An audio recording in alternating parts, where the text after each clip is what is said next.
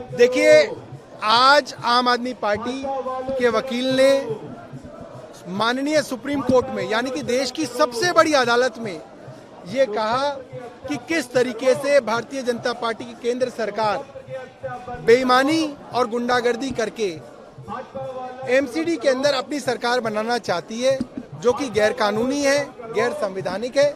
हमारे पास कल के सारे वीडियो एविडेंस हैं, जिसके अंदर ये देखा जा सकता है कैसे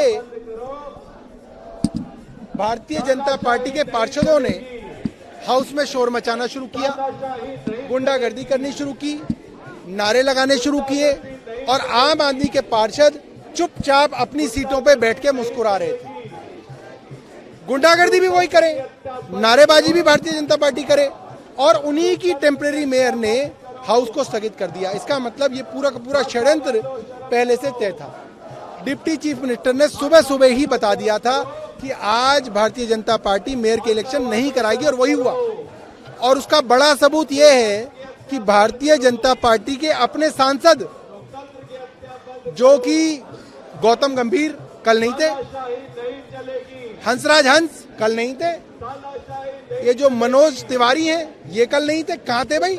इतने बड़े चुनाव में जहाँ एक एक वोट के लिए लड़ाई हो रही है, बेईमानी हो रही है, वहां पे इनके सांसद क्यों नहीं थे? इसका मतलब पहले से तय था कि कल चुनाव नहीं होना है, क्योंकि भारतीय जनता पार्टी की केंद्र सरकार ने बेईमानी से अब तक एमसीडी पे 1 साल से कब्जा किया हुआ है। ये इस कब्जे को नहीं छोड़ना चाहते, क्योंकि जो जो बेईमानी चल रही है वो बेईमानी आगे भी चलती रहे, जो जो ठेकेदार लूट रहे हैं वो आगे भी लूटते रहे। इसलिए केंद्र सरकार चाहती है कि बेईमानी से एमसीडी पे कब्जा कायम रहे, जो कि नहीं हो सकता, नहीं होने देंगे।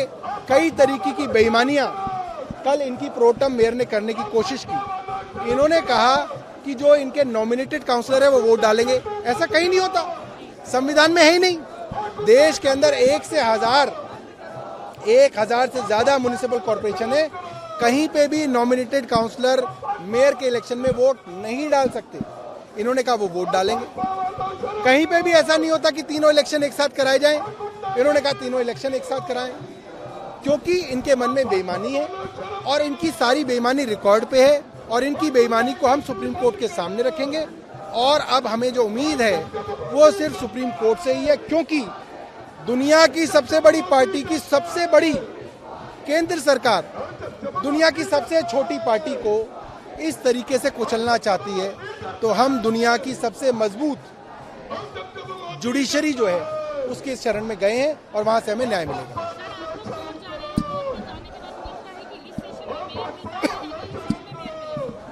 देखिए, कोर्ट के अलावा अब कोई चारा नहीं बचा। भारतीय जनता पार्टी की केंद्र सरकार को कोर्ट की ही भाषा समझ में आती है। अब तो ये कोर्ट पे भी सवाल उठाने लग गए हैं।